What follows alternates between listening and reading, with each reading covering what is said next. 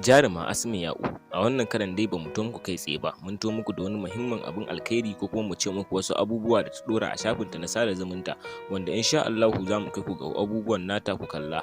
Assalamu alaikum mai sauraro, barkanmu da haka, barkanmu da sake saduwa da ku a cikin wannan sabon shiri namu.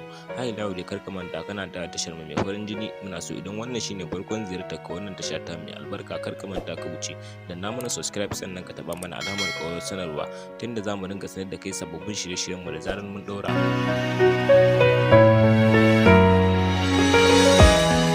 Jaruma ce mai taka matuƙar rawar gani a masana'antar shirya fina-finan Hausa ta Kannywood. Har ila yau dai mun to muku da fitattun hotunan ta wadda ta saki a shafinta na sada zumunta wato Instagram, kuma mun muku alƙawarin cewa za mu kai ku ga hotunan nata kamar haka. Sai dai muna so idan wannan shine farkon ziyartar ka wannan tasha ta mai albarka kar ka manta ka wuce. Muna so ka mana like kana kai mana comment domin jin ra'ayin bakin ka. Yanzu za mu nuna muku irin fitattun hotunan da jarumar ta saki a shafinta na sada zumunta domin ku ne kuma masoyanta, sannan tana so ku yi mata subscribe sai ku yi mata like sannan ku mata comment domin jin ra'ayin bakin ku.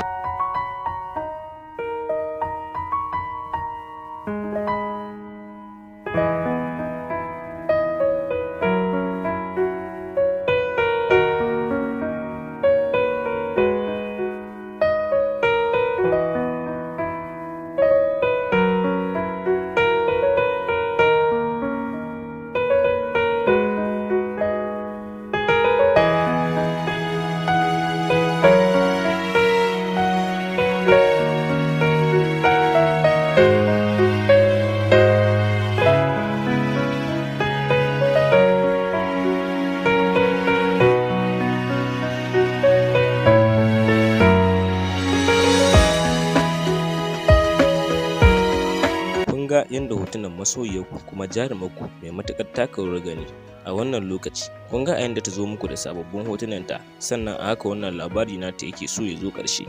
Sai dai akwai wani abu guda ɗaya wanda ba ku sani ba, wannan jarumar ita ce take matuƙar taka rawar gani a yanzu haka. Duk wanda ya kalli waƙar nan mai taken abin ya motsa zai ga cewa lallai ita ce Asma'u.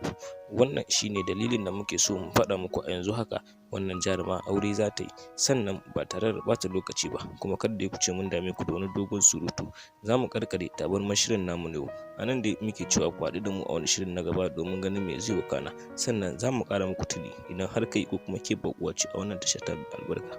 Kar ka manta kuma kar ka manta muna buƙatar subscribe sannan ku taɓa mana alamar ƙawar sanarwa domin sake sanar da kai shirye-shiryenmu da zarar mun ɗora. Mun gode.